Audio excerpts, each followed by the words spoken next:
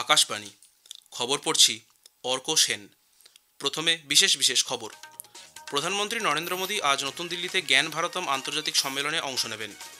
নির্বাচন কমিশন আজ ৩৬টি রাজ্য ও কেন্দ্রশাসিত অঞ্চলের মুখ্য নির্বাচনী আধিকারিকদের কার্যালয়ে মিডিয়া ও যোগাযোগ কর্মকর্তাদের একদিনের কর্মশালার আয়োজন করেছে।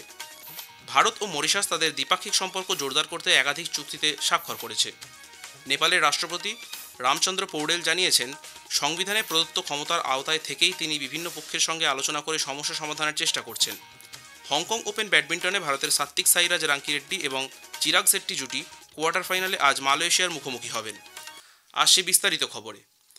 প্রধানমন্ত্রী নরেন্দ্র মোদী আজ সন্ধ্যায় নতুন দিল্লিতে জ্ঞান ভারতমের উপর আন্তর্জাতিক সম্মেলনে অংশ নেবেন। শ্রী মোদী পাণ্ডুলিপির ডিজিটাইজেশন, সংরক্ষণ এবং জনসাধারণের সার্বিক অংশগ্রহণের একটি ডিজিটাল প্ল্যাটফর্ম জ্ঞান ভারতম পোর্টালেরও উদ্বোধন করবেন। এই উপলক্ষে একটি জমায়েতে তিনি বক্তব্য রাখবেন। পাণ্ডুলিপির ঐতিহ্যের মাধ্যমে ভারতের জ্ঞানের উত্তরাধিকার পুনরুদ্ধার, এই বিষয়ে গতকাল 3 দিনের সম্মেলন শুরু হয়েছে। সম্মেলনে ভারতের পাণ্ডুলিপি সম্পদকে পুনরুজ্জীবিত করার পদ্ধতি নিয়ে আলাপ আলোচনা করা হয়। বিশিষ্ট ব্যক্তি, প্রযুক্তিবিদ সহ শীর্ষস্থানীয় আধিকারিকরা এই আলোচনায় অংশগ্রহণ করেন।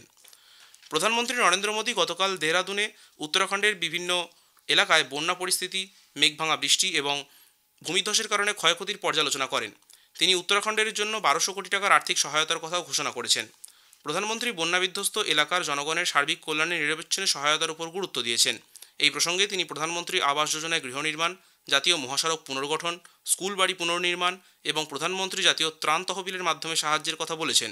এছাড়াও গবাদি পশুর জন্য খাদ্য সরবরাহের কথাও তিনি বলেছেন। শ্রী মোদী নিহতদের নিকটাত্মীয়দের জন্য 2 লক্ষ টাকা এবং দুর্যোগে গুরুতর আহতদের জন্য 50,000 টাকা আর্থিক সহায়তার কথাও ঘোষণা করেছেন। পর্যালোচনা বৈঠকে প্রধানমন্ত্রী বলেছেন, শিশুরাও পিএম কেয়ার ফর চিলড্রেনের মাধ্যমে সব রকমের সহায়তা পাবে। নির্বাচন কমিশন আজ 36টি রাজ্য ও কেন্দ্রশাসিত অঞ্চলের মুখ্য নির্বাচনী আধিকারিক কার্যালয়ে মিডিয়া ও যোগাযোগ কর্মকর্তাদের একদিনের কর্মশালার আয়োজন করেছে। এই কর্মশালায় ভারতের নির্বাচন এবং তার আইনি ও তথ্যগত এবং নিয়ম সংক্রান্ত বিভিন্ন গুরুত্ব নিয়ে আলোচনা হবে। নির্বাচন কমিশনার ডক্টর সুখবীর সিং সান্ধু এবং ডক্টর বিবেক যোশীর উপস্থিতিতে দেশের মুখ্য নির্বাচন কমিশনার এই কর্মশালার সূচনা করবেন। প্রধানমন্ত্রী নরেন্দ্র মোদী বলেছেন, মরিশাসের প্রধানমন্ত্রী ডক্টর নবীন চন্দ্র রামগুলামের কাশী সফরের এক বিশেষ সাংস্কৃতিক গুরুত্ব আছে। সমাজ মাধ্যমে এক বার্তায় শ্রী মোদী বলেন, উভয় দেশের মধ্যে শক্তিশালী মেলবন্ধন দুটি দেশের দ্বিপাক্ষিক সম্পর্ককে আরও তাৎপর্যপূর্ণ করে তুলেছে। তিনি বলেন, দুটি দেশ একাধিক দ্বিপাক্ষিক সহযোগিতার ক্ষেত্রে সহমত পোষণ করে। শান্ত ও সমৃদ্ধশালী ভারত মহাসাগরকে সামনে রেখে দুটি দেশ আগামী দিনে পথ চলবে। फ्री, ओपन, सिक्योर, स्थिर और समृद्ध हिंद महासागर हमारी साझा प्राथमिकता है। इस संदर्भ में मॉरिशस के एक्सक्लूसिव इकोनॉमिक जोन की सुरक्षा और मैरीटाइम कैपेसिटी को मजबूत करने के लिए भारत पूरी तरह प्रतिबद्ध है। India and Mauritius are 2 nations, but our dreams are and destiny are one. প্রধানমন্ত্রী নরেন্দ্র মোদী গতকাল বারাণসীতে মরিশাসের প্রধানমন্ত্রী নবীন চন্দ্র রামগুলামের সঙ্গে বিভিন্ন দ্বিপাক্ষিক বিষয়ে আলোচনা করেছেন। বৈঠকের পর এক যৌথ সাংবাদিক সম্মেলনে প্রধানমন্ত্রী মোদী দুদেশের মধ্যে গভীর সম্পর্ক পুনর্ব্যক্ত করে বলেন, ভারত এবং মরিশাস দুটি জাতি হলেও তাদের স্বপ্ন এক। ছত্তিশগড়ের নিরাপত্তা বাহিনীর সঙ্গে সংঘর্ষে গতকাল 10 মাওবাদী মারা পড়েছে। মৃতদের মধ্যে মাওবাদী সংগঠনের এক কমান্ডার মনোজ ওরফে ভাস্করও রয়েছে। এর মাথার দাম ছিল প্রায় 1 কোটি টাকা। আকাশবাণীর সংবাদদাতা জানাচ্ছেন, গারিয়াবান্ধ জেলার মঈনপুর এলাকায় বিপুল মাওবাদী উপস্থিতির খবর পেয়ে কোবরা বাহিনী, এসটিএফ এবং নিরাপত্তা বাহিনীর যৌথ দল অভিযান চালায়। জিএসটি হারে পরিবর্তনে নিত্য প্রয়োজনীয় জিনিসের দাম আগামী 22 তারিখ থেকে অনেকটাই কমতে চলেছে। চাহিদা এবং ব্যবহার দুই বাড়লে দেশে জিডিপি বৃদ্ধি পাবে বলে মনে করেন হাওড়া মুন্সিরহাট ইউকো ব্যাংকের ম্যানেজার অমৃতা চক্রবর্তী। নিত্য প্রয়োজনীয় বেশ কিছু জিনিস যেমন টুথপেস্ট, শ্যাম্পু, বিস্কিট, বাইসাইকেল, ঘি, এই সমস্ত কিছুর রেট 12% থেকে কমে 5%-এ আনা হয়েছে।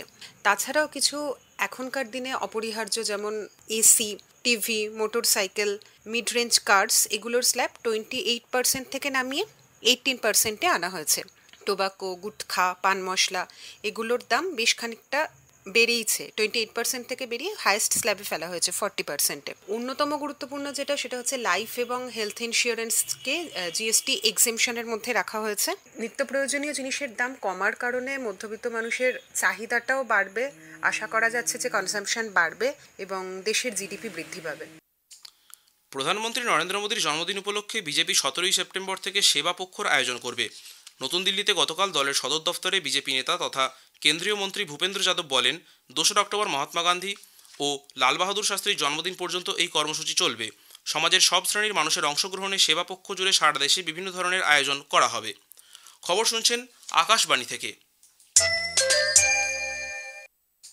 আমাদের সংবাদ শোনা যাবে ইউটিউব চ্যানেল আকাশবাণী সংবাদ বাংলা, ফেসবুক ও ইনস্টাগ্রাম আকাশবাণী সংবাদ কলকাতা এবং এক্স হ্যান্ডেল AIR নিউজ কলকাতাতে। নেপালের রাষ্ট্রপতি রামচন্দ্র পৌড়েল জানিয়েছেন, সংবিধানের প্রদত্ত ক্ষমতার আওতায় থেকেই তিনি বিভিন্ন পক্ষের সঙ্গে আলোচনা করে সমস্যা মোকাবিলার চেষ্টা করছেন। এক বিবৃতিতে তিনি বলেন, দেশে দুর্নীতি এবং অনিয়ম দূর করতে সুশীল সমাজের বহু ব্যক্তি জেন জিকে সাম্প্রতিক রাজনৈতিক সংকট থেকে বেরিয়ে আসার জন্য রাষ্ট্রপতির সঙ্গে আলোচনা করে সাংবিধানিক পদ্ধতিতে সমস্যা সমাধানের আহ্বান জানিয়েছেন। নেপালে উদ্ভূত পরিস্থিতি প্রশমনে রাজনৈতিক দল সমর্থিত বিভিন্ন ছাত্র সংগঠনের 12 জন প্রাক্তন চেয়ারপারসন সহ ছাত্রনেতারা জানিয়েছেন, সংবিধানের সঙ্গে সামঞ্জস্য রেখে জেন জির দাবি পূরণ করা যেতে পারে। এক যৌথ প্রেস বিবৃতিতে তারা সংসদীয় রীতি মেনে সরকার গঠনের জন্য নির্বাচনের প্রয়োজনীয়তার উপর জোর দেন। রাজনৈতিক আলাপ আলোচনা এবং সহমতের উপর ভিত্তি করেই দেশের অগ্রগতি, সংবিধানের সংশোধন এবং উত্তেজিত তরুণ প্রজন্মের দাবি মেটানো সম্ভব বলে তারা আশা প্রকাশ করেছেন। সরকারি ও বেসরকারি সম্পত্তি রক্ষার পাশাপাশি জেল ভেঙে পালানো বন্দীদের দ্রুত ফিরিয়ে আনার দাবিও জানিয়েছেন তারা। এদিকে কাঠমান্ডু, ভক্তপুর এবং ললিতপুর জেলায় আজ সকাল 6টা পর্যন্ত কারফিউ জারি ছিল। এর সঙ্গেই পূর্ব নেপালের সীমান্তবর্তী জেলা শঙ্খু ওয়াসাভাতেও কারফিউ জারি করা হয়েছে। এই সময়কালে যে কোনো রকম মিটিং, মিছিল, প্রতিবাদ, বিক্ষোভ নিষিদ্ধ ছিল। কেন্দ্রীয় স্বাস্থ্যমন্ত্রী জেপি নাড্ডা গতকাল দেশের বর্তমান ডেঙ্গু ও ম্যালেরিয়ার প্রতিরোধমূলক ব্যবস্থা জোরদার করার লক্ষ্যে পরিস্থিতি পর্যালোচনা করেছেন। সবকটি রাজ্যসহ স্থানীয় কর্তৃপক্ষদের কঠিন সময় জনস্বাস্থ্য রক্ষায় প্রতিরোধমূলক ও নিয়ন্ত্রণ ব্যবস্থা জোরদার করার আহ্বান জানিয়েছেন স্বাস্থ্যমন্ত্রী। এ বিষয়ে তিনি সব রাজ্যের মুখ্যমন্ত্রীদের কাছে সতর্ক থাকার আবেদন জানান। মন্ত্রী সব রাজ্যের স্বাস্থ্যমন্ত্রীদের ব্যক্তিগতভাবে পরিস্থিতি পর্যালোচনা করে 20 দিনের মধ্যে কর্মপরিকল্পনা প্রস্তুত করার পরামর্শ দিয়েছেন। ইন্দোনেশিয়ার বালিতে এক ভয়াবহ বন্যায় কমপক্ষে 14 জনের মৃত্যু হয়েছে। ডেনপাসার প্রদেশে সবথেকে বেশি প্রাণহানির ঘটনা ঘটেছে। দুজনের খোঁজ এখনও মেলেনি।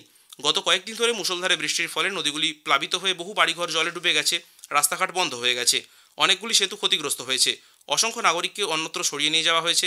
জেমব্রানা এবং জিয়ানিয়ার প্রদেশের কয়েকটি এলাকায় ক্ষতির পরিমাণ বাড়ায় 1 সপ্তাহ ধরে জরুরি অবস্থা জারি রয়েছে। জনপ্রিয় পর্যটন কেন্দ্রগুলি ক্ষতিগ্রস্ত হয়েছে। বর্জ্য পদার্থ জমে গিয়ে নিকাশি ব্যবস্থাও বিপর্যস্ত। দুবাইয়ের যুবরাজ শেখ হামদান বিন মোহাম্মদ বিন রশিদ আল মকতুম ভারতের শিক্ষামন্ত্রী ধর্মেন্দ্র প্রধানের সঙ্গে যৌথভাবে IIM আহমেদাবাদের দুবাই ক্যাম্পাসের উদ্বোধন করেছেন। এই প্রথম কোনো IIM এর আন্তর্জাতিক শাখা খোলা হলো। যুবরাজ শেখ হামদান এই উপলক্ষে আয়োজিত এক অনুষ্ঠানে বলেন, সংযুক্ত আরব আমিরশাহী ও ভারতের গভীরতর সহযোগিতার প্রতীক হিসেবে IIM আহমেদাবাদের দুবাই শাখা কাজ করে যাবে। কেন্দ্রীয় শিক্ষামন্ত্রী ধর্মেন্দ্র প্রধান বলেন, এই ঘটনা ভারতের শিক্ষার বিশ্বায়নের এক মাইল ফলক হয়ে থাকবে। অনুষ্ঠানে ভারতের রাষ্ট্রদূত সঞ্জয় সুধীর সহ দুদেশের বিশিষ্ট ব্যক্তিবর্গ উপস্থিত ছিলেন। রেলমন্ত্রী অশ্বিনী বৈষ্ণব জানিয়েছেন, আগামীকাল থেকে কাশ্মীরের বদগাঁও দিল্লির আদর্শনগর স্টেশন থেকে পর্যন্ত একটি প্রতিদিনের পার্সেল ট্রেন চালু হচ্ছে। ট্রেনটি ব্যবসায়ী ও ফলচাষীদের পোর্টালের মাধ্যমে অনলাইনে একটি পার্সেল ভ্যান বুক করার সুবিধা প্রদান করবে। প্রতিদিন সকাল 6টা 15 মিনিটে বদগাঁও স্টেশন থেকে ছেড়ে পরের দিন ভোর 5টায় ট্রেনটি আদর্শনগর স্টেশনে পৌঁছবে। এতে ফল এবং হস্তশিল্প বিক্রেতাদের দেশ জুড়ে তাদের উৎপাদিত পণ্য প্রদর্শনের জন্য একটি বিকল্প ব্যবস্থা তৈরি হবে। একটি সোশ্যাল মিডিয়া পোস্টে শ্রী বৈষ্ণব জোর দিয়ে বলেন, জম্মু শ্রীনগর লাইনটি চালু হওয়ার ফলে কাশ্মীর উপত্যকার যোগাযোগ ব্যবস্থা এখন আরও উন্নত হয়েছে। তিনি আরও জানিয়েছেন, বদগাঁও থেকে দিল্লিতে আপেল নিয়ে যাওয়ার জন্য 2টি পার্সেল ভ্যান গতকাল থেকে লোড করা শুরু হচ্ছে। পার্সেল ভ্যানগুলি 23 মেট্রিক টন আপেল বহন করবে। চাহিদা বাড়লে অতিরিক্ত পার্সেল ভ্যান চালু হবে বলে জানান মন্ত্রী। ভারতীয় আবহাওয়া বিভাগ IMD আগামী 4-5 দিন নাগাল্যান্ড, মণিপুর, মিজোরাম এবং ত্রিপুরা সহ উত্তর পূর্ব ভারতের বেশ কিছু অংশে ভারী থেকে অতি ভারী বৃষ্টিপাতের পূর্বাভাস দিয়েছে। IMD জানিয়েছে, চলতি মাসের 14 তারিখ পর্যন্ত মহারাষ্ট্রে ভারী বৃষ্টি হতে পারে। আগামী 2-3 দিন অন্ধ্রপ্রদেশ, অরুণাচল প্রদেশ, আসাম, মেঘালয়, বিহার, ছত্তিশগড়, কর্ণাটক, মহারাষ্ট্র, ওড়িশা, হিমালয় সংলগ্ন পশ্চিমবঙ্গ, সিকিম, তামিলনাড়ু, পুদুচেরি, করাইকাল, তেলেঙ্গানা, উত্তরাখণ্ড, বিদর্ভ এবং উত্তরপ্রদেশে ভারী বৃষ্টিপাতের সম্ভাবনা আছে। কেন্দ্রীয় তদন্ত ব্যুরো CBI জালিয়াতি এবং প্রতারণা মামলায় জড়িত কুখ্যাত অপরাধী মুনওয়ার খানকে ইন্টারপোলের সাহায্যে যোগাযোগ করে কুয়েত থেকে সফলভাবে ফিরিয়ে এনেছে। আন্তর্জাতিক পুলিশ সহযোগিতা ইউনিট, CBI, বিদেশ মন্ত্রক এবং কুয়েতের সহযোগিতায় মুনওয়ার খানকে ভারতে ফিরিয়ে আনা সম্ভব হয়েছে। হংকং ওপেন ব্যাডমিন্টনে ভারতের ডাবলস জুটি সাত্বিক সাইরাজ রাঙ্কিরেড্ডি এবং চিরাগ শেট্টি কোয়ার্টার ফাইনালে উঠেছেন। আজ তারা পরের রাউন্ডে মালয়েশিয়ার জুটির মুখোমুখি হবেন। শেষ করার আগে খবরের বিশেষ কিছু অংশ আরও একবার। প্রধানমন্ত্রী নরেন্দ্র মোদী আজ নতুন দিল্লিতে জ্ঞান ভারতম আন্তর্জাতিক সম্মেলনে অংশ নেবেন। নির্বাচন কমিশন আজ 36টি রাজ্য ও কেন্দ্রশাসিত অঞ্চলের মুখ্য নির্বাচনী আধিকারিকদের কার্যালয়ে মিডিয়া ও যোগাযোগ কর্মকর্তাদের একদিনের কর্মশালার আয়োজন করেছে। ভারত ও মরিশাস তাদের দ্বিপাক্ষিক সম্পর্ক জোরদার করতে একাধিক চুক্তিতে স্বাক্ষর করেছে। নেপালের রাষ্ট্রপতি রামচন্দ্র পৌডেল জানিয়েছেন, সংবিধানের প্রদত্ত ক্ষমতার আওতায় থেকেই তিনি বিভিন্ন পক্ষের সঙ্গে আলোচনা করে সমস্যা সমাধানের চেষ্টা করছেন। হংকং ওপেন ব্যাডমিন্টনে ভারতের সাত্বিক সাইরাজ রাঙ্কিরেড্ডি এবং চিরাগ শেট্টি জুটি কোয়ার্টার ফাইনালে আজ মালয়েশিয়ার মুখোমুখি হবেন। খবর শেষ হলো। এর পরের খবর শুনুন 7:25 মিনিটে।